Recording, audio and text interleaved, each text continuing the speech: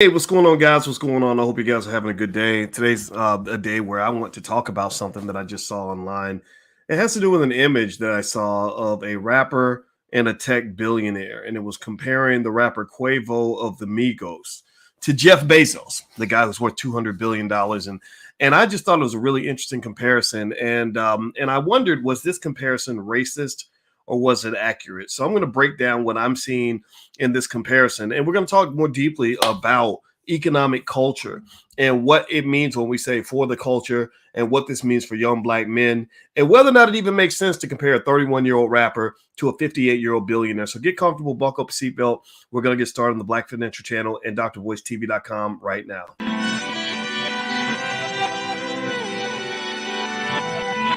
Here we are, clan the isms, cataclysm, great. Our people out here struggling, trying to make it in this state. Everybody out here doing it, but we the ones who late. Now family, we the ones who gotta delegate. Get that money in the power, never be fake. Stick to cosign for 3. What did he say? Create jobs, support our own. Educate the same and buy back your home. Got 3 degrees, triple 10. 3 PhDs, now we on the CNN. DBTV, let's talk about negligence. Ignorance is bliss, but we can turn it to intelligence. Believe none of what you hear, half of what you see. Let's break it down here on Dr. Boyce TV. Here we are. Hey, what's going on, guys? Welcome to drvoicetv.com, the home for intelligent black people. My name is Dr. Boyce Watkins, and I am up late tonight. You may be watching the recording, but I am up because I was thinking about some stuff. There's a nice lady that I know out in Hollywood who's a great actress by the name of Tiara KJ Williams, aka Miss Black Hollywood. And she shared an image that really got me out of bed, that really got me thinking, that made me say, the good Lord came to my brain and said, you should probably talk about this to kind of flesh out some of your thoughts, because I don't think this is a simple question with a simple answer. But anyway, I'm going to explain this to you in a second. But first of all, I want to welcome everybody. How you doing, everybody, on Instagram? I bet a lot of you are probably from over in England. I know that in London, you guys are awake and starting your day. But some of you in the United States are still in the bed.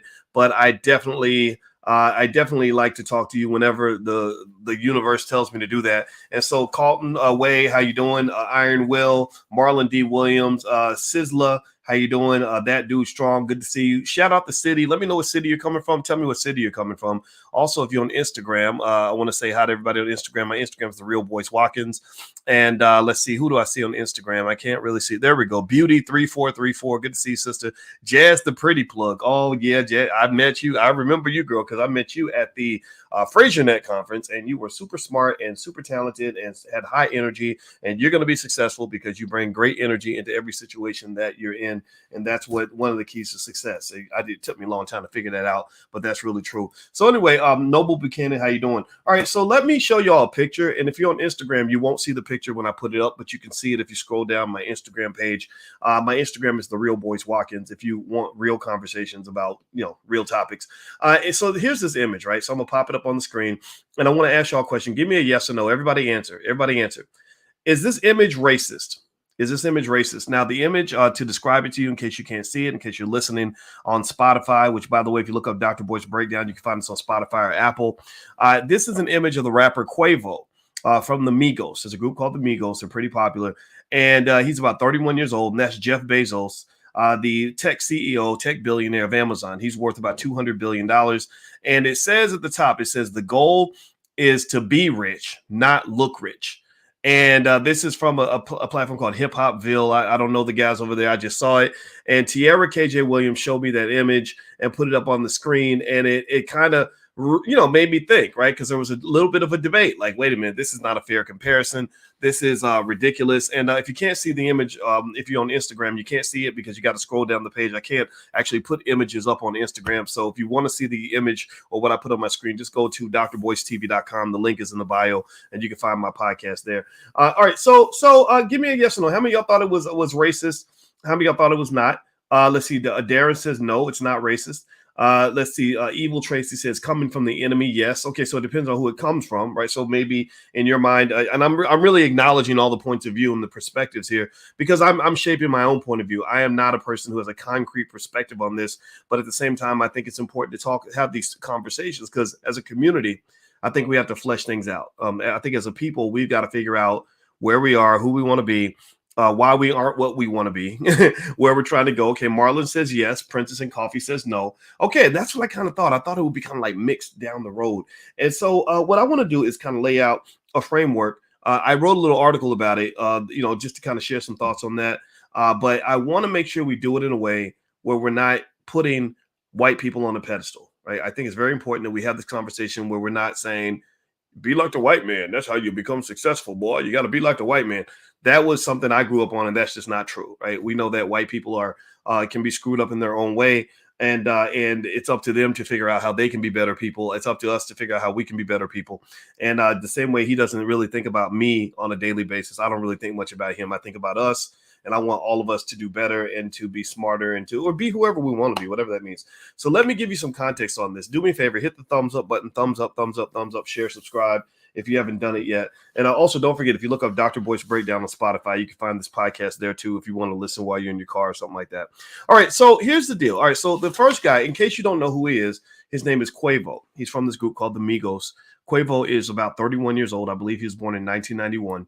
Quavo has sold, the Migos, they sell lots of records. They're far more famous than people like me. They're some would say that they're good artists because they sell records. Some would say they suck because there's a question about whether or not they represent the true essence of hip hop. In fact, I dare you to put those guys on a radio show and ask them to freestyle. They would rather be shot in the head than to actually try to freestyle because they can't do it, right? They're not rappers in that traditional sense. But then again, they sell records. So some would say that selling records and making money is validation of your talent. Some would debate that point, right? I would debate the point a little bit because as an expert on money, one of the things I've always reminded you guys is that all money ain't good money. And just because a white man is paying you money, sometimes he might be paying you money to be a buffoon. He'll pay you money to lead the circus too. He'll pay you money to put on a dress. He'll pay you money as a black man to act like a fool. He'll pay you money as a black man to destroy your community or embarrass yourself. So don't think that getting money from white folks means that you're a successful black person. We got to stop that. Stop thinking that success just is measured by the size of your bank account. Because when you do that, then what you're doing is you're opening yourself up to mass amounts of ridiculous behavior, all for the sake of money. Think about it. If I tell my daughter, hey, babe, the only way you can measure your success is by how much money you have. And I got beautiful daughters because their mama is the prettiest thing I've ever seen. And so my daughters are gorgeous. I see how the boys look at him. We got a son too, and he's 6'6" and real handsome. And so the girls are all like, So if I told my girls, if I said, baby, the number one measure of your success is how much money you got. If you got a Gucci bag and you got Prada, in your car, and you driving a Benz and you looking good and fly because you got jewelry on, that is the only measure of success. Not what's in your brain, not what's in your soul, not how you treat other people, not whether you enjoy what you're doing, not whether or not you're helping the community. Your only measure of success is how much money you have, how many M's you got in your bank account, how many bands you got in your purse. Do you understand the flaw of that logic? Do you understand? Because that's an easy equation to solve. I'm a mathematician. We solve equations. If my goal is to simply optimize my life, if maximizing my life simply means getting as much money as I can get, then there's a lot of ways for, especially a pretty girl, to make money, without, you ain't even got to go to work. You just got to go to twerk. You don't go to work, you go to twerk. If I was a young lady just trying to have as much money as I can have, I wouldn't get to working. I would get to twerking, because twerking, twerk in front of a baller. And next thing you know, you got all the money that you want. You get on your knees for him. You do whatever whatever he tells you to do. And next thing you know, you got more money than the other lady, the librarian down the street, who decided that she wants to, save herself for the right man and all this other stuff, all this other lame stuff, like being virtuous and really protecting your body and caring about your body. All that stuff is old fashioned, right? Your body, your choice. You just give it up to anybody. But how you gonna tell me about your body being your choice when you don't value your body? When you think that selling your body to make money is a good way to make money, well, then you and I are not the same. I don't believe that. I don't believe all money is good money. So that's the important point that you have to make here to kind of preface this conversation. Because when you talk about this comparison between Bezos and Quavo. First of all, it's a terrible comparison, right? It's just really, it's not accurate. It's not a good one. It's I get it. I get what they're saying. They're saying, that being flashy and blinging and having the jewelry and all that don't mean nothing in terms of wealth. It doesn't even mean you have any money. Like, just, it's easy to pretend to be wealthy by looking well, to get a bunch of fake jewelry and whatever. And then next thing you know, people think you're rich. Or even if it's real jewelry, people think you're rich. But they don't realize that you could be broke because you spent all your money on jewelry. Or they don't realize how many rappers have actually been sued by jewelers because they got so much jewelry that they could not pay the bill. This has happened in many, many occasions. And I never understood it. I said, what is going on in that culture, that's making people think that in order for you to be legitimate as an artist, you've got to go and blow your whole entire check on a bunch of jewelry? Like, I get it. I got jewelry. I got a wedding band, and it was not cheap. My wife's wasn't cheap either. I have this necklace. It's a lion, and this is real gold. It costs a few $1,000s, right? So jewelry is cool. My watch ain't that expensive, but so jewelry is okay. Jewelry is not the issue. The issue is as Dr. Claude Anderson would describe it in the book Black Labor, White Wealth. The issue is the buffoonery. The issue is the outrageousness. The issue is that in order for you to get that man's money, he needs you to be a clown. Clowns engage in exaggerated behavior. Clowns have big old gigantic paws. Clowns will have big old shoes that are like 18 inches long, right? Clowns look like a big hair, big makeup, right? So to some extent, unfortunately, when you let somebody convince you that in order to be a legitimate artist, you can't not have one chain, you got to have 20. Not one Bentley, you got to have 46 or whatever. Not one woman, you got to have 12 or whatever it is that the artists think they have to do.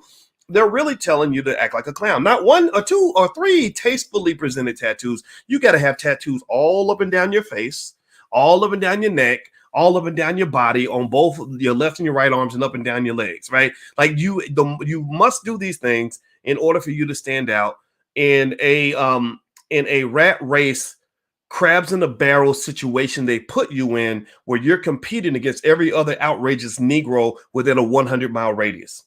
Right? Do you understand? They got, thousands of these poor little black boys all growing up, not thinking, okay, I want to go work for NASA, not thinking I want to go become an attorney, not thinking I want to grow up and I want to become a millionaire entrepreneur. They're thinking, I want to be the next Quavo. I want to be the next Quavo, even though 9,999 of us out of 10,000 are not going to make it. We're all trying to be the next Quavo. So we have to outdo each other because we're playing a game of musical chairs where there's 10,000 people fighting for one chair.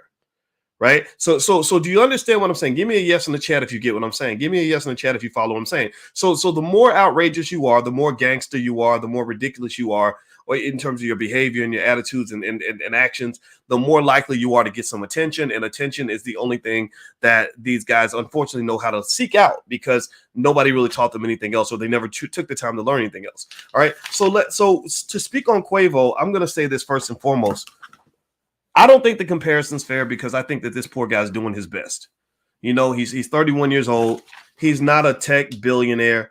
He's a rapper. He's a rapper that was raised in a culture where, unfortunately, some of these young guys just really think that certain behavior is cool and interesting and all that, when it's really the type of stuff that guys like me understand. This stuff gets you sent to prison for 60 years. That's why you got down in Atlanta, you got a lot of rappers facing these RICO charges, organized crime, which carry very serious consequences.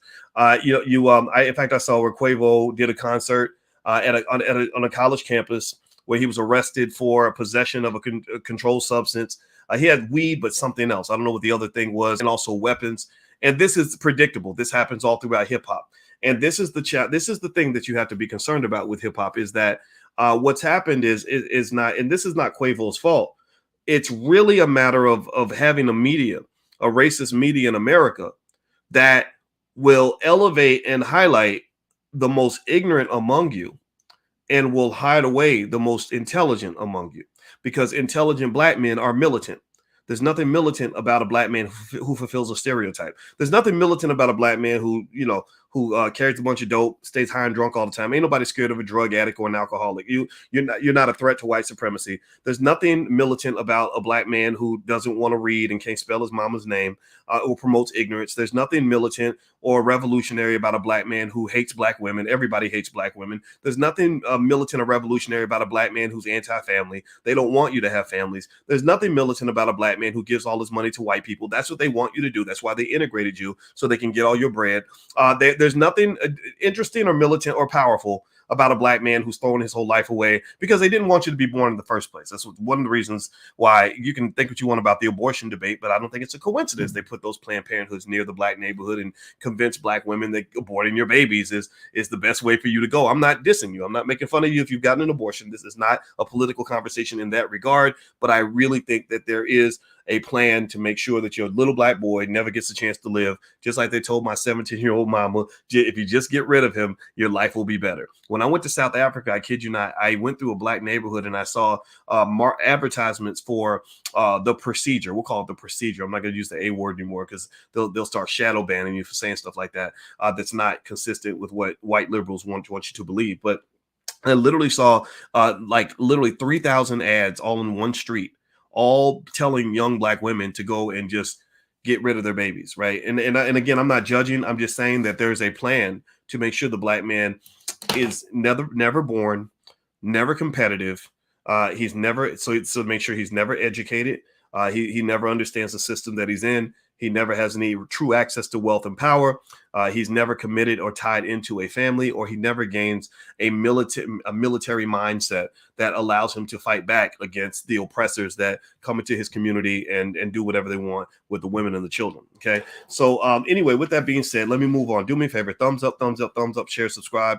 I'd like to remind you guys, I have to remind you on a regular basis, just for your own protection, that there are people out there that are pretending to be me, I guess because I'm a financial influencer, whatever that is. So there are people that have fake Facebook pages that look like me. They have my wife's picture on it and everything else. And they ask you to inbox them to get invested with them on crypto or whatever. And I don't want you to get taken by that scam. So I have to warn you, if you see a fake Facebook page or a fake Instagram profile that hits you up in your inbox or whatever, just report that profile if you can, to get these people off the internet, or at least make sure they don't take you. They're really good. Apparently they've taken people for a lot of money, and I don't want that to happen to you. Okay. So hit the thumbs up button, thumbs up, share, subscribe. All right. So let's just be clear. Quavo from the Migos is doing his best. The racism behind the image or the comparison is not accurate. And it's not even fair to put all this weight on him to become, whatever Jeff Bezos is. Now, but here's where I'm going to jump in and really kind of help you understand the nuance of that image, though, and why you can learn something from that image. So I'm going to start with this picture. So remember, Quavo is 31 years old. Bezos is 58. So they're 27 years apart. So the best way to compare Quavo and Jeff Bezos is to look at what Jeff Bezos looked like when he was Quavo's age. Okay, you get what I'm saying? So here's an image right here. Now, if you're on Instagram, you won't see this, but it's a picture of Jeff Bezos at approximately Quavo's age, and he's got a big stack of books on his left arm and a big stack of books under his right arm, right? So at this point, Jeff Bezos is not a billionaire. He may not even be a millionaire. His company's struggling. The Amazon, for all we know at this point, in the 1990s could have easily gone bankrupt. But he is committed to books. He wants to sell books online. He wants to build a business. He's working 12 hours a day to create this company that's eventually going to create hundreds of thousands, if not millions of jobs. So when I look at that and I compare that to another image that I see here, and this is if you want to see the images, by the way, just go to drboystv.com or hit the link in the bio. You can join us. This is another image of a Sprite commercial that the Migos did that really concerned me when I saw this commercial.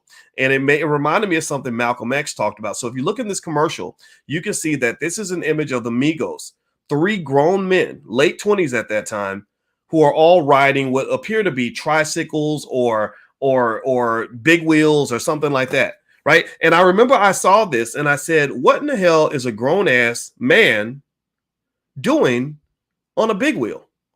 Like I rode big wheels and tricycles. How many of y'all, give me a yes or no, how many of y'all stopped riding tricycles when you were like 7?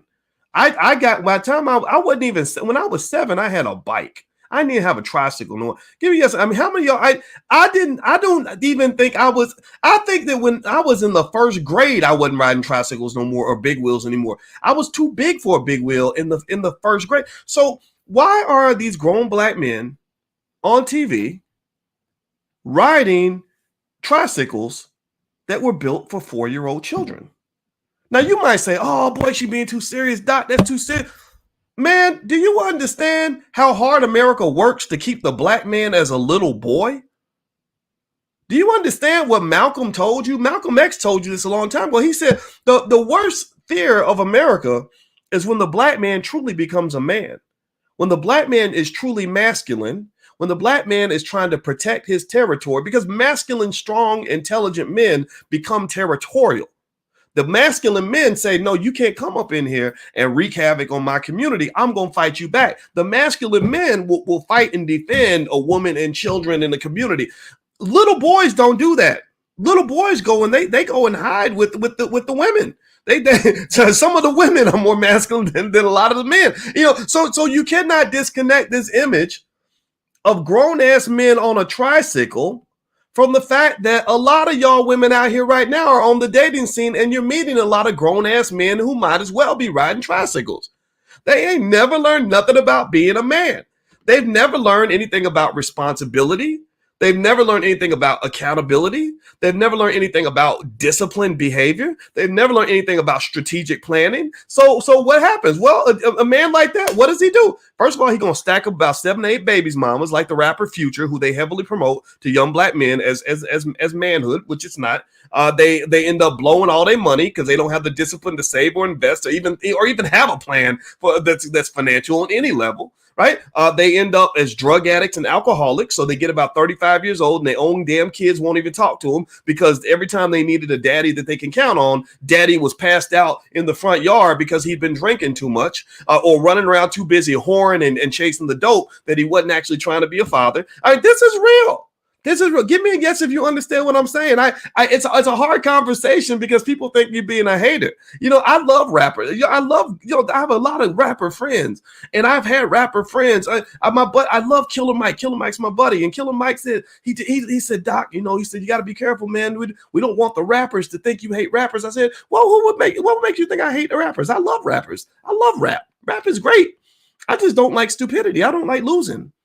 I don't like being in last place. I don't like having the white man's foot on my neck because I didn't prepare for battle.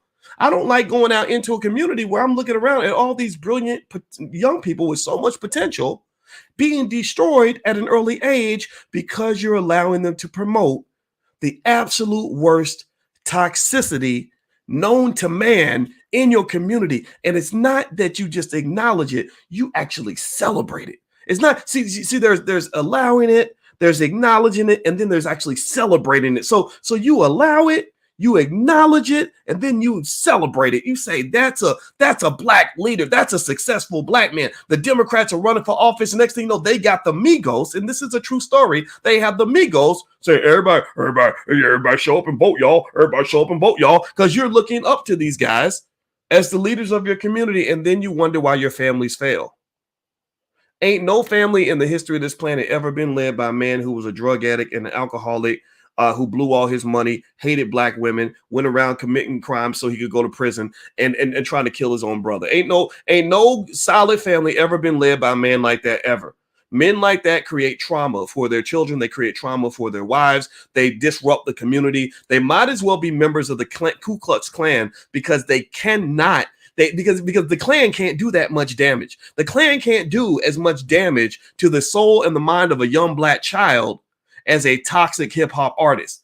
If a Klansman says, go out, I want y'all to go out and get high and drunk as much as possible so your brain cells will die. I want you to go out and I want you to kill each other as quick as possible so that I don't have to do it. I want you to go out and I want you to really make sure you hate your women so you can't reproduce properly. And I want you to go out and give me all your money after you're done with all that. If a white man said that, would black people listen? What do y'all think? Do you think black people would take a message like that if it came from David Duke or from Donald Trump or from some racist white man? Do you think that we would accept that message? What do y'all think? What do y'all think? No, it wouldn't. We wouldn't accept it, right? But we will accept it when it comes from a hip hop artist because you're like, oh, he looks like me. He's lit, yo. He got a $10 million contract, yo. He got jewelry on, dog. He looking fly. All the ladies want to be with him, man.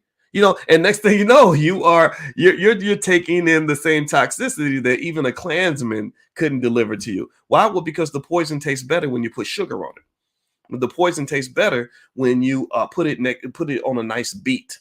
You put it on a nice beat, it sinks right into your subconscious, so you don't even know what's there.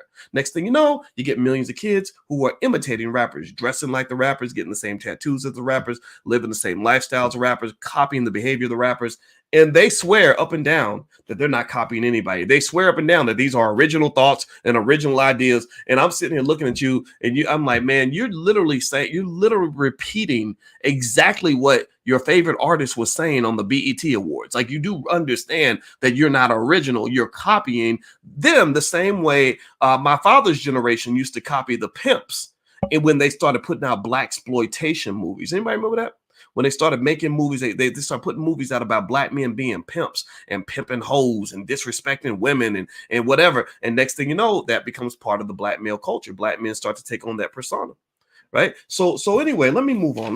Do me a favor, hit the thumbs up button, thumbs up, share, subscribe.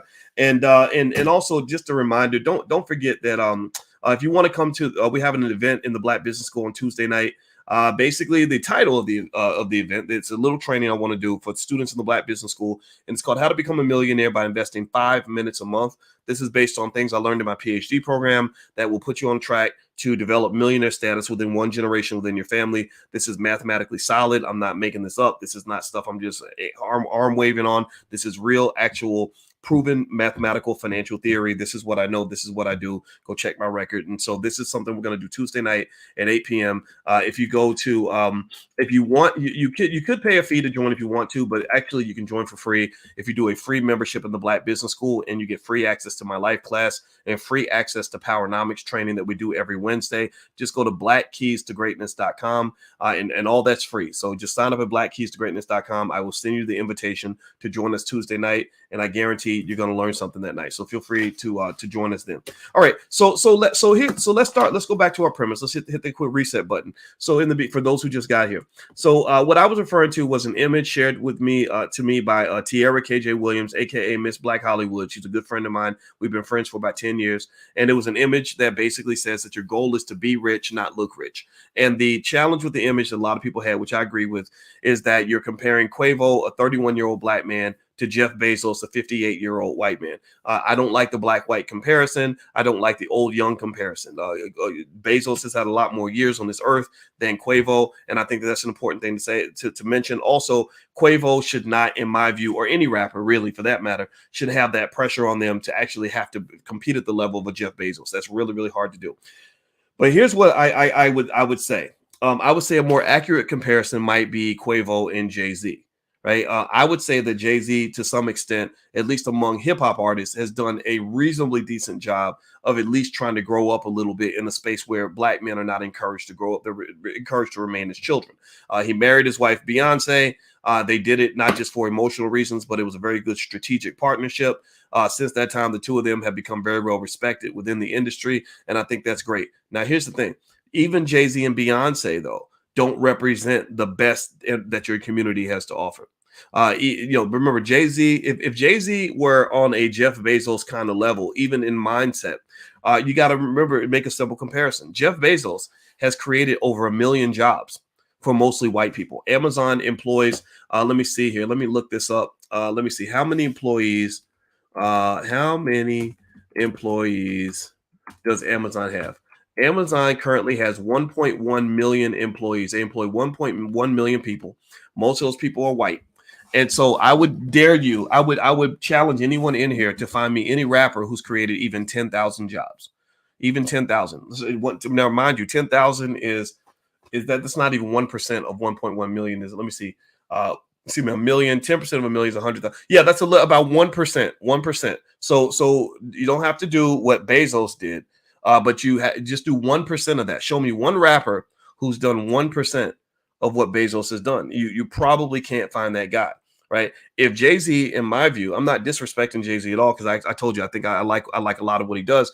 But if he were even on any level in terms of moving the needle of the community forward, then I should be able to go back to Marcy Projects and find 10,000 people who are economically better off because of Jay's success. And unfortunately you can't find that, but that's not necessarily Jay's fault either, because it's again, it's a function of a lot of factors. One, the mindset that we promote in the community. A lot of our success is not measured based on how well the people around us are doing. It's measured based on how we're doing. It's very individualistic, that rugged individualism. I'm going to take care of me and mine and screw everybody else. And then all I'll do is I'll make songs about how rich I am versus how poor you are, right? But the second piece of that too is in terms of who is promoted, who do we elevate? Who do we elevate and celebrate?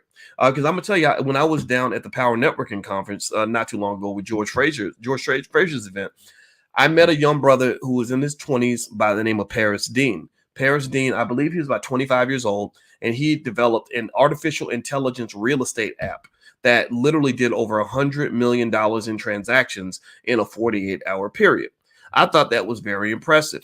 And I would just argue that for us in general, the goal is to make sure it's not to so much necessarily expect more from the rappers. I don't know what they can do or what they're willing to do. It's really to say, how do we change the world where we're not living in a world where our most ignorant and destructive people are being promoted first, and our most intelligent and productive people are being promoted last.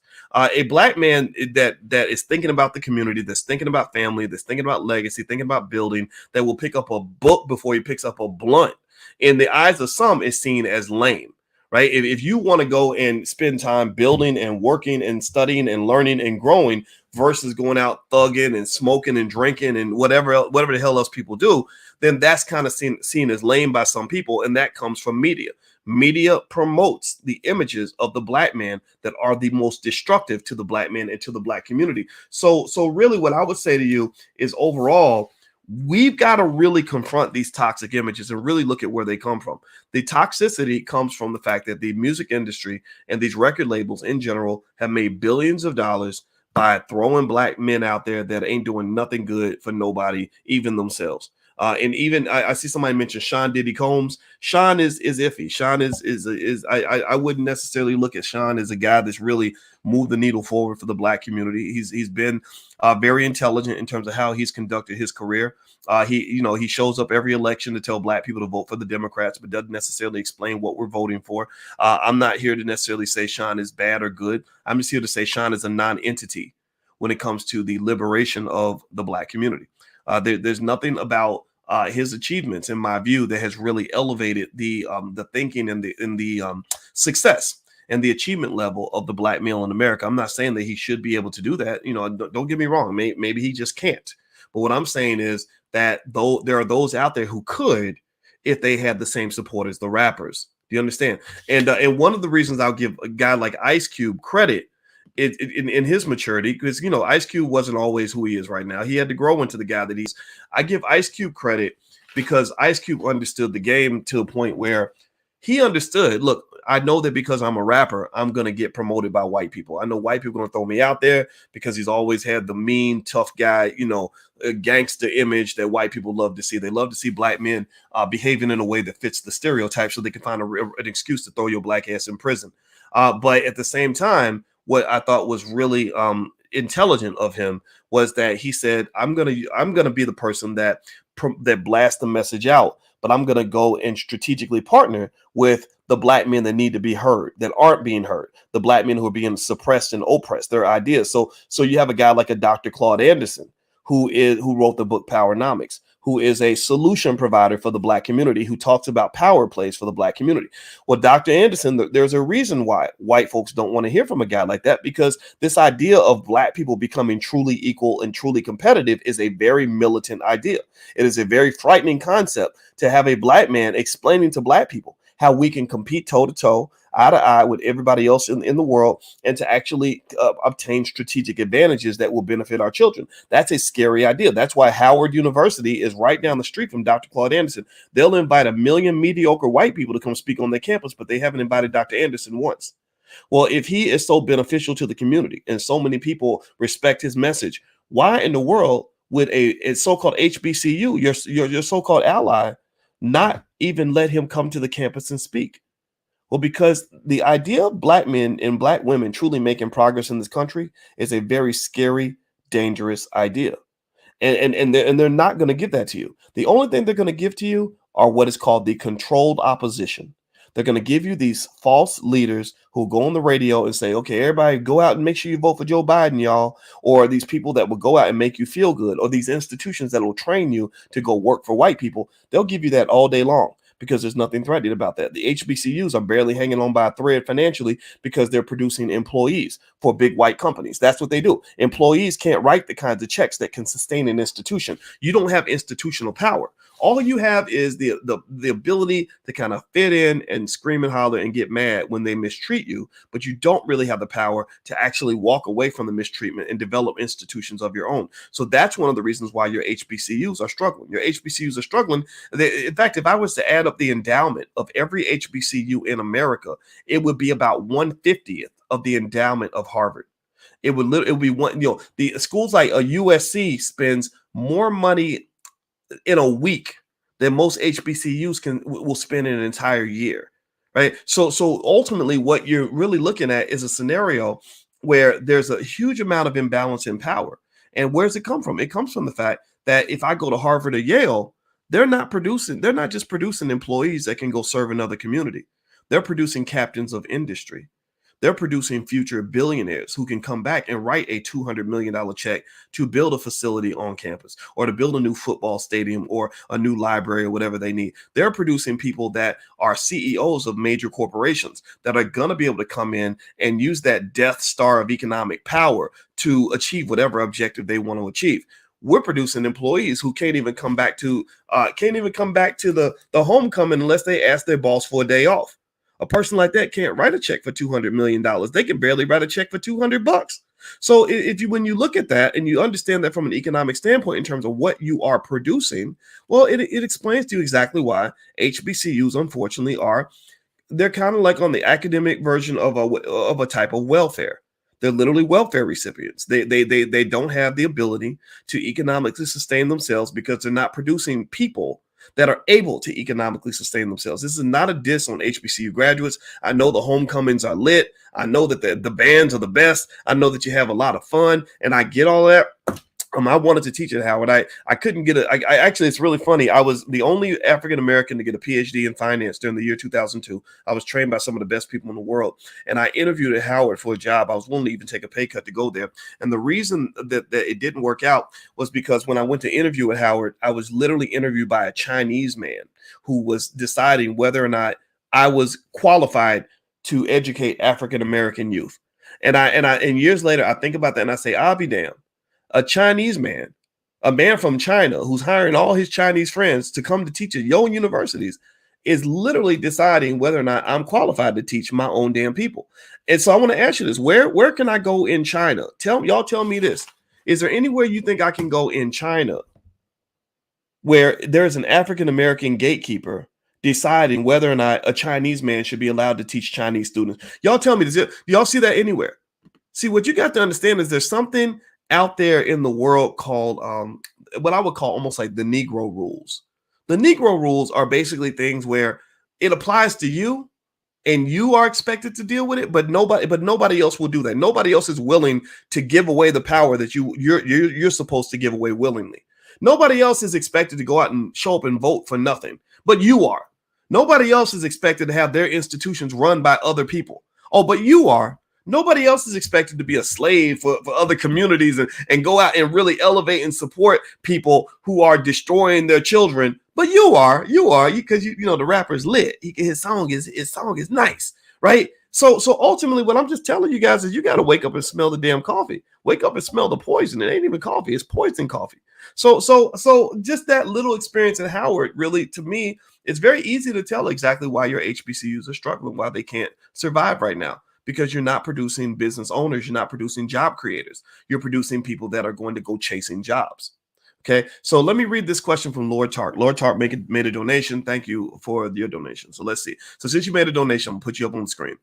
He says, if somebody was promoting the disrespect of women and killings in the community of the people who own those record labels, their community would have risen up and shut it down. Black folks allow it. That's 100% true. And I really think that overall, these conversations I'm having with you at random times at night, and in a way that probably makes people dislike me and think that I hate rappers.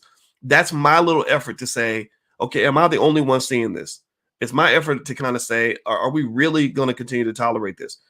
Because understand this, that your greatest form of wealth in your community is actually your children.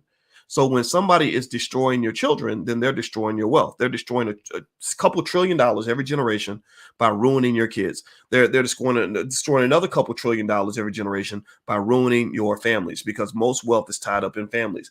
They're also taking a couple $1 trillion away from you by simply taking over the education of your kids. When they educate your kids, they educate them to be Eurocentric. So even when they get a little bit of wealth and power, they're not really thinking about trying to go back to the hood and make life better for everybody in the hood and truly create jobs in the hood and industry in the hood. No, they're thinking about whatever that Eurocentric culture taught them while they were at school. So even those that are in a position to actually elevate and support the masses and lift the community up, they're not even thinking like that. They have the biggest gun in the room and they're aiming the gun at their mother's face. Right? It doesn't matter how big your gun is if you're aiming it at the wrong person or if you're shooting it up in the air. You've got to have a big gun and know exactly where to target that, right? So ultimately, what I'm going to say to you is that there's so many slick ways that they keep you enslaved. They keep you enslaved through media. They keep you enslaved through education. Even those of you who think you've escaped the trap, but because you went to college and got a degree, they also keep y'all enslaved because they got you hooked on them student loans. So you can't even make the financial moves you want to make because they convinced you to go borrow $150,000 to go to a white man's university so he could take that money and go gentrify your grandma's neighborhood. Go look at any major white university in America. This is not a diss on anybody that went to college. I went to college too. We all fell for it. A lot of us did. A lot of us still are, right? But go to any major university that's doing well financially. Go check out USC and see what they're doing. Go check out Syracuse University, where I used to teach. Look at what they're doing with the money. Look at the neighborhood around these schools. Many of these neighborhoods used to be black. They used to have lots of black people around them, and slowly but surely they're being gentrified. They're buying up entire city blocks. They're buying up major buildings. They're buying up apartment complexes. People are like, the projects used to be right there. Now it's the medical center. Well, how do you think that happens? Where do you think they're getting the bread to do this? Well, they're getting it from you. Because your black ass has got so much student loan debt that you are in danger of dying in debt. You've given $100,000 of your family wealth to contribute to the gentrification of your own neighborhoods and your own communities. I'm not making fun of you. I'm not telling you that you got to change your too many things about your life. I'm not saying that you are stupid. I'm not saying that at all. A lot of us fall for this, but I'm really sort of helping you understand the complexities of a white supremacist power structure and how subtly it is able to maintain control for the wealthy and the powerful and mostly white people that are at the top of the food chain. So ultimately, anyway, let me just kind of before I kind of conclude on this, do me a favor, hit the thumbs up button, thumbs up, share, subscribe. Just a reminder, my podcast is on Spotify. You can look up the Dr. Boyce Breakdown. I'm on Spotify, Apple, all that. Also, don't forget, we're hosting that Tuesday event, Tuesday night at 8 p.m. It's called How to Become a Millionaire in 5 minutes a month. And I explain to you a very simple, straightforward process. I break down some myths on wealth and help you understand how you can actually do whatever you want to do financially. It doesn't take a lot of time. It doesn't take a lot of expertise. It doesn't take a lot of money. It's very easy to do. This is what I do. This is my superpower. Also, I want to mention, don't forget that we have the All Black National Convention happening in Charlotte, North Carolina, October 28th through the 30th. We're going to have a lot of great people there, a lot of really smart Black folks there. It's the ultimate gathering of all people in the world who believe in ending the bullshit. Everybody who wants to see our community move forward, and who wants to see us truly independent, who wants to see us restore our families, who believes Black men and Black women should love each other, then this is the place for you. We have tons of panels on everything from how to invest in crypto to relationships to stock market investing to politics, all this stuff. We even have a spades tournament, speed dating, all kinds of stuff, just a lot of stuff. It's a lot of fun. It's in Charlotte, North Carolina, October 28th through the 30th. You can go to boycewatkins.com, just look for the convention and you can find it there. And just speaking of rappers, I want to make sure it's 100% abundantly clear that I do not hate all the rappers. Some of the rappers that come into the convention and do a great job. Killer Mike was there at the first convention. David Banner was at the first convention. D1 came to the last convention. He's a great guy, an excellent artist. Everybody should look him up and support him. him. What's another artist that came by that I really, Akila Nihonda, Jay Ortiz, so many great artists come by. So I want to make it 100% clear that when I talk about this whole thing with Quavo and the black man being sort of positioned as a little boy in the world, I want to make it clear that I'm not talking about all the rappers. I had a 3-hour conversation with a great rapper by the name of Immortal Technique. Immortal Technique, I don't even know his real name. Immortal Technique, what's Immortal Technique's real name? Let me see. Immortal Technique, his real name is Felipe Andres Coronel. I probably mangled that name, but Immortal Technique, I love this guy because he's super intelligent, and I can tell by your artist and your artistry and your lyrics how smart you are. He's super smart. We had a great conversation about all different kinds of topics, and I want to just make it clear for those rappers that are really trying to do the right thing, I have your back 150%. But I'm sorry for those of y'all that are out here just telling black kids to get hooked on drugs. I cannot be your friend. If you out here telling black people to go kill each other and you bragging about that, you're talking about that like it's a good thing. I cannot be your friend. I cannot support that. If you're out here hating on black women for no reason and just being mean to the women who gave birth to you, I can't support that because I don't believe in the abuse of women. I know all women ain't perfect, but my Lord Jesus, can't you talk about somebody else? Why you got to talk about your mama like that? That don't make no sense to me. If you're out here talking about wasting your money and throwing your wealth away, I have to jump in and correct you because you have to understand that your wealth is declining in your community because you've been trained to give it away. But for those that are really trying to do better, there are so many artists that I think are really representing the best that hip hop has to offer, representing the true genius of that industry, which might be a guy like a Kendrick Lamar. Me and my son listen to Kendrick Lamar because in every song Kendrick Lamar makes, he's trying to give some sort of message that is going to make your life better or reflect some sort of artistic creativity that isn't some sort of repetitive corporate speak, repetitive corporatized language where some corporation told you that you got to go rap about bitches and hoes and thugs and gangsters and killing and drugs and liquor and all this other stuff. Like that's the problem. When you start talking like that, you're not really an artist. You're just a corporate machine. You're a corporate puppet. Some guy's got his hand up your butt and he's telling you what to say. That's not what an artist does. So just be an artist, express yourself, share the experiences that you've had, be honest with the community so that people can actually benefit from your existence and not lose from it. Also, let me warn you guys, I'm looking in the chat and I tried to block him, but there's a fake voice Watkins in the chat that's telling people, Dewan McKinney, he just sent you a message saying inbox me. So if anybody sees the fake voice Watkinses around that are pretending to be me, that are asking you to inbox them and everything else, please block those accounts, or maybe request a Zoom meeting, a face-to-face Zoom meeting to see if it's me. And I bet you they're not going to do a face-to-face Zoom meeting with you because it's probably somebody that's pretending. All right. So anyway, I'm going to get on out of here, guys. It was fun talking to you. And Roger Marine says you're awesome. Well, you're awesome too. I appreciate you very, very much. And so please have a wonderful day. God bless you. And we'll come back again real soon to have another good conversation. Talk to you guys later. Peace.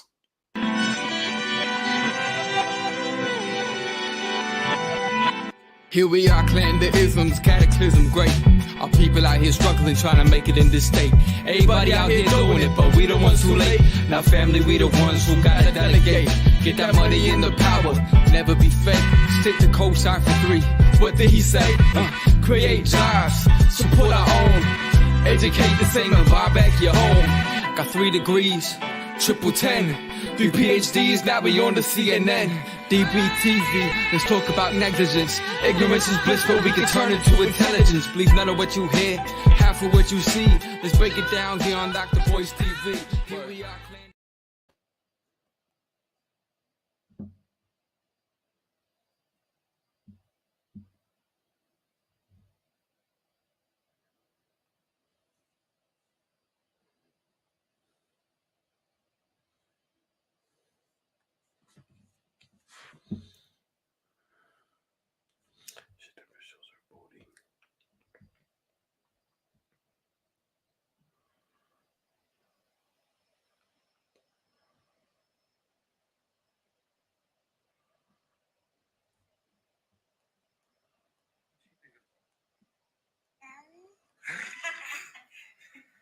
That's not how it went down? No. Yes, it did. And you was still woke. And we done. 30 seconds. Ain't taking no time. That's a lot. You said, I said, oh yeah, I want that. And you said, oh, how we gonna do this? I said, I'm gonna turn this around. And you said, oh, that you cool with doing it now? I said, let's go. Next thing you know, in there, let's do it. What you think about that? No. That's not how it went down? No. Yes, it did. And you was still woke. And we done. 30 seconds. Ain't taking no time. That's a lot. You said, I said, oh yeah, I want that. And you said, oh, how we gonna do this? I said, I'm gonna turn this around. So my girl got mad at me because last night I went to a single mom fundraiser. No, you went to a strip club. Listen, baby. So my girl got mad at me because last night I went to a single mom fundraiser. No, you went to a strip club. Listen, baby. So my girl got mad at me. Everyone is gonna die and no one is gonna remember you. So Fuck you. everyone is gonna die and no one is gonna remember you. So Fuck you. everyone is gonna die and no one is gonna remember you. So Fuck you. He has dreamed about this his whole life. Oh, fuck. That is not good. He has dreamed about this. So you're an artist? Yeah. Are you good at it? So you're an artist? Yeah. Are you good at it?